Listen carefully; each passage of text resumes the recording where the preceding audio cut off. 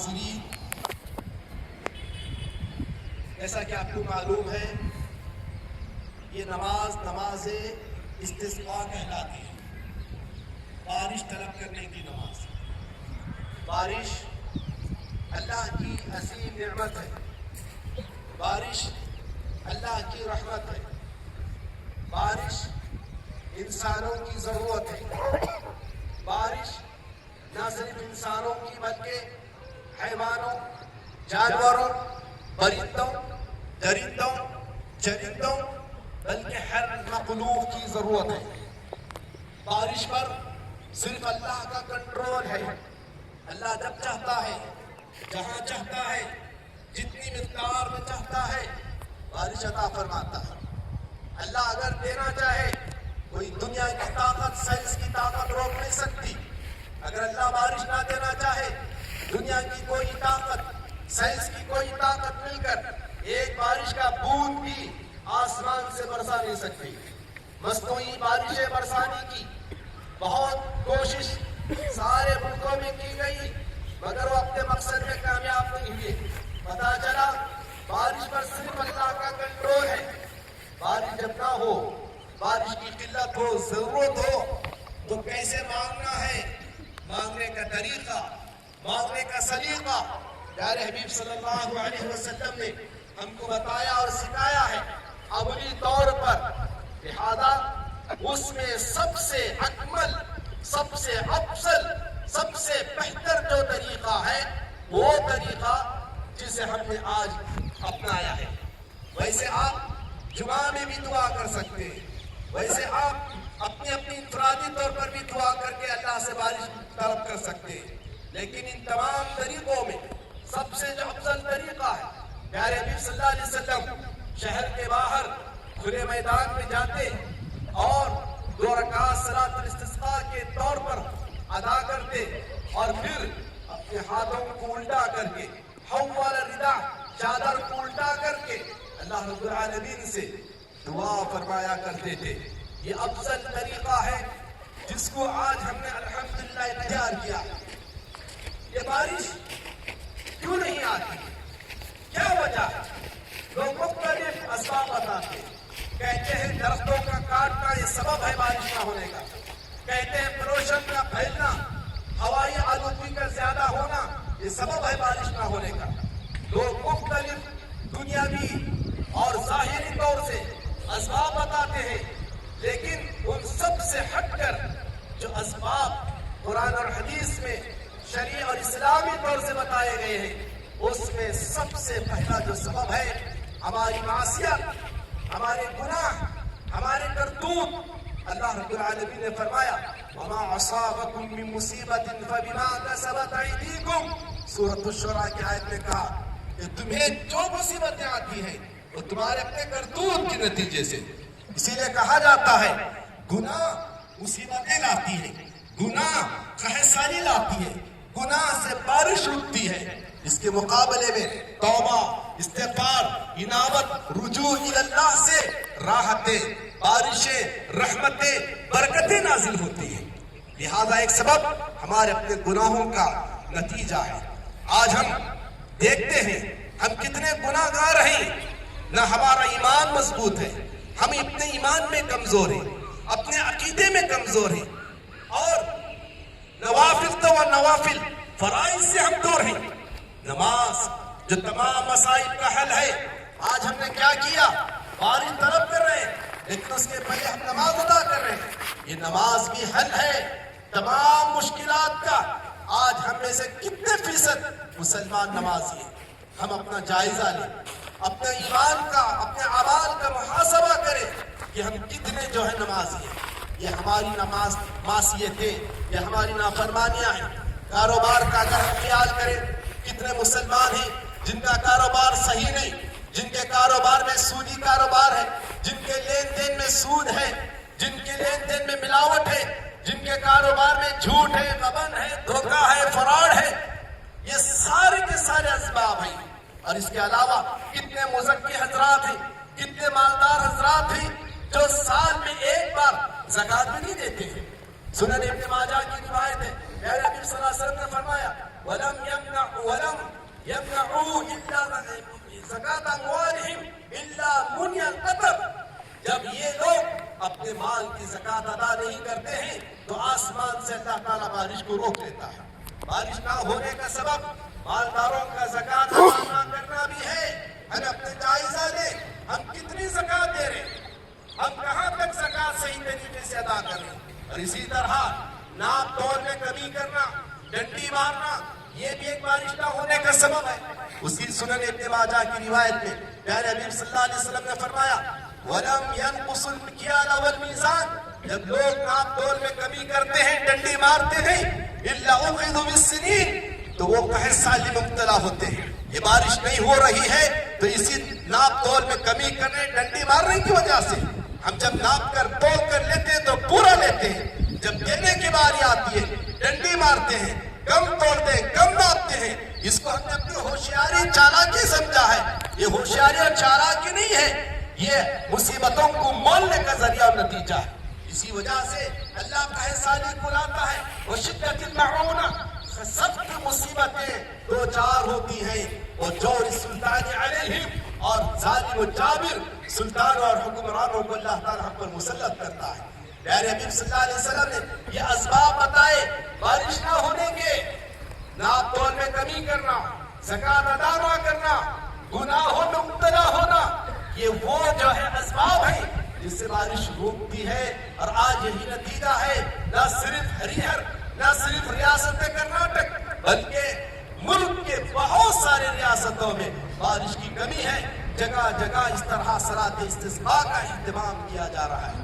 معزز سامعین اور حاضرین, اس موقع پر ہم کو کیا کرنا ہے؟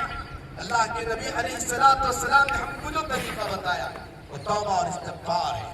توبہ اور استغفار یہ مصیبتوں کو دور کرنے, مشکلوں کو آسان کرنے, رحمتوں, برکتوں اور بارشوں کو نزول کرنے کا ذریعہ ہے. یہ توبہ استغفار ہمارے نبی کی سنت بلکہ تمام انبیاء کی سنت ہے. آدم علیہ السلام, ہود علیہ السلام, صالح علیہ السلام, موسیٰ عیسیٰ علیہ السلام, بلکہ تمام انبیاء علیہ السلام کی یہ عادت, یہ سنت رہی ہے کہ وہ توبہ استغفار کرتے. وہ معصوم عن الخطا تھے, انبیاء معصوم عن الخطا ہوتے ہیں, اس کے باوجود توبہ استغفار کرتے. صحیح مسلم کی روایت کے مطابق پیارے حبیب صلی اللہ علیہ وسلم نے فرمایا کہ میں دن میں 70 مرتبہ استغفار کرتا ہوں. اور دوسری روایت میں جو صحیح مسلم کی صحیح روایت ہے 100 مرتبہ استغفار کرتا ہوں. جبکہ ہمارا ایمان ہے آپ معصوم عن الخطا ہیں, بخشے بخشائے بھی ہیں, اس کے باوجود 70 مرتبہ 100 مرتبہ استغفار کرتے. ہم تو سر سے لے کر پیر تک گناہوں میں ڈوبے بھی ہیں, تو پھر ہمیں کتنی بار استغفار کرنا ہے. اسی لیے حضرت نوح علیہ السلام نے اپنے قوم سے کہا تھا وَقُلْتُ اسْتَغْفِرُوا رَبَّكُمْ إِنَّهُ كَانَ غَفَّارًا, کہا کہ تم اپنے رب سے استغفار کرو, وہ بخشنے والا ہے.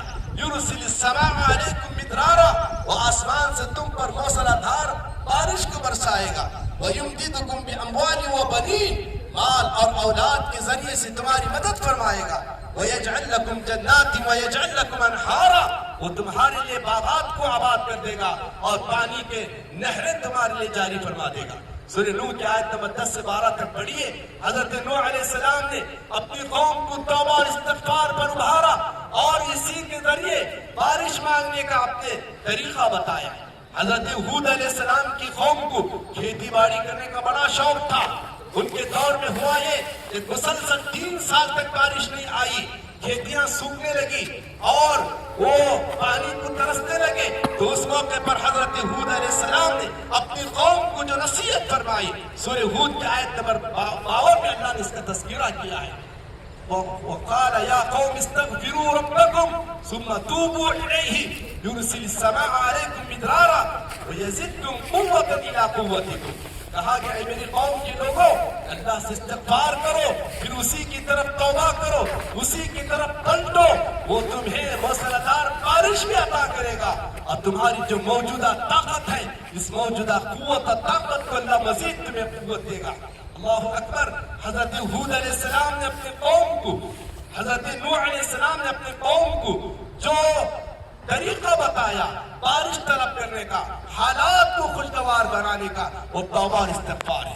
توبہ و استغفار ایک کنجی ہے اللہ کی رحمتوں کو پانے کا. توبہ و استغفار ایک کنجی ہے اللہ کی رحمت اور برکت کے دروازوں کو کھولنے کا. توبہ اور استغفار سے ہی بارش نازل ہوتی ہے. یہ اللہ کا کرم ہے. یہ جو جانور ہم زمین پر چلتے پھرتے دیکھتے ہیں, انہی چوپایوں, انہی جانوروں کی وجہ سے ہم پر بارش ہو رہی ہے. اگر یہ نہ ہوتے, بارش نہ ہوتی. اسی سنن ابن ماجہ کے اندر اللہ کے نبی نے فرمایا وَلَوْلَا الْبَحَائِمُ لَمْ يُمْطَرْ, اگر یہ چوپائے زمین پر نہ ہوتے, بارش نہ ہوتی. لیکن ہم گنہگار انسان اتنے ہیں کہ ہمارے گناہوں کی وجہ سے جب بارش روک لی جاتی ہے, چاہے سالی پڑتی ہے, بارش نہیں ہوتی. امام مجاہد جو کہ مشہور تابعی ہیں فرماتے ہیں کہ جانور بھی ہم انسانوں پر لعنت کرتے ہیں. یہ جانور بھی ہم انسانوں پر لعنت کرتے ہیں. وہ بے زبان ہیں, کہتے ہیں کہ تمہارے گناہوں کی وجہ سے, تمہارے پاپ کی وجہ سے آج ہم کو بارش سے محروم ہونا پڑا, پانی سے محروم ہونا پڑا. اندازہ لگائیے یہ انسان ہے تو ہم کتنے خطا کار اور گنہگار ہیں. آج ہم اللہ کو ناراض کر بیٹھے. یہ اللہ کی ناراضگی کا سبب ہے, لیکن اس کو راضی کرنا بڑا آسان ہے. اللہ کو راضی کرنا بڑا آسان ہے. جتنا ناراض جلد ہوتا ہے اللہ, اتنا راضی بھی جلد ہوتا ہے. اور اللہ کو راضی کرنے کے لیے بس توبہ کی, استغفار کی ضرورت ہے, اور اللہ کی طرف لوٹ کر آنے کی ضرورت ہے. اپنے گناہوں کو یاد کر کے دو آنسو, دو قطرے بہانے کی ضرورت ہے. ادھر اللہ تعالیٰ آسمان سے رحمت اور برکت اور بارش کے دروازے کھول دے گا. تو معزز سامعین کرام, آج ہم نے یہ تو نماز کا اہتمام کیا ہے, اور دعا انشاءاللہ ہم کریں گے.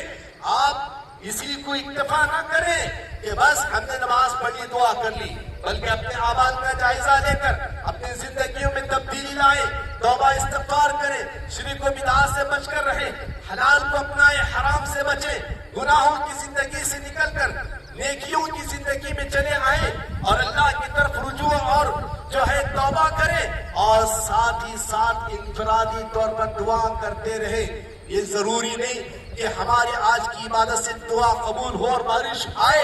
ہم امید رکھتے ہیں, اللہ سے اچھی امید رکھتے ہیں, رکھنا بھی چاہے. وَالَّذِي يُنَزِّلُ الْغَيْثَ مِن بَعْدِ مَا قَنَطُوا, لوگوں کے نا امید ہونے کے بعد اللہ تعالیٰ بارش کو برساتا ہے. تو ایسی حالت میں ہم کو اس عبادت کے ساتھ ساتھ توبہ استغفار بھی کرتے رہنا چاہیے, اور زیادہ سے زیادہ اپنے طور سے, انفرادی طور سے دعا کرتے رہنا چاہیے. دعائیں یاد کریں, اور اپنے جو ہے انفرادی اور خصوصی دعاؤں میں اللہ رب العالمین سے دعا ضرور فرمائیں. تو محترم حضرات, میں اپنی بات کو طول نہ دیتے ہوئے یہی پیغام دینا چاہتا ہوں کہ ہم اپنے حالات کو بدلیں, اپنے گناہوں کو یاد کر کے توبہ اور استغفار کریں, حلال زندگی اپنائیں, نبی پاک صلی اللہ علیہ وسلم کی سنتوں کو جو ہے ہم اپنائیں. اسی میں ہماری دنیا اور آخرت کی نجات ہے. اور ہم نمازوں کی پابندی کریں, اللہ کو راضی کرنے کی کوشش کریں. اللہ کو ناراض کرنے والے جتنے اعمال ہیں ان تمام سے اپنے آپ کو دور رکھیں, بھاگ رکھیں. اللہ رب العالمین سے انشاءاللہ ہم دعا کریں گے جیسا کہ طریقہ بتایا گیا ہے. اس طریقے کو آپ اپنائیں. یہ چادر کا الٹنا, یہ ہاتھوں کا الٹنا, یہ حکمت ہے کہ اے اللہ ہم اپنی زندگی کو بھی ایسے بدل دیں گے. اس میں حکمت ہے کہ ہم اپنی زندگی کو بھی بدل دیں گے. صرف چادر اور ہاتھ نہ پلٹے, بلکہ اپنی زندگی اور اپنے اعمال کو بھی پلٹے. اور اس میں ایک نیک بات, ایک اچھا شگون دیا جا رہا ہے. اب جو حالت ہے خواہ سالی کی, بارش کی قلت کی, اللہ تعالیٰ اگر چاہے تو انشاءاللہ ضرور وہ بارش عطا فرمائے گا, اپنی رحمت برسائے گا. یہ شگون, یہ دیکھ بھال لیا جاتا ہے ان اعمال کے ذریعے سے. انشاءاللہ ہم جو ہے دعا کریں گے. اپنی چادروں کو آپ پلٹیں, جو بھی آپ کے پاس چادر ہے اور رومال ہے اور جو بھی ہے اس کو آپ پلٹیں. انشاءاللہ ابھی نہیں, ابھی بعد میں جب ہم جو ہے دعا کریں گے ابھی, تو آپ جو ہے کھڑے ہو جائیں, بہتر ہے کھڑے ہو جائیں. کھڑے ہو کر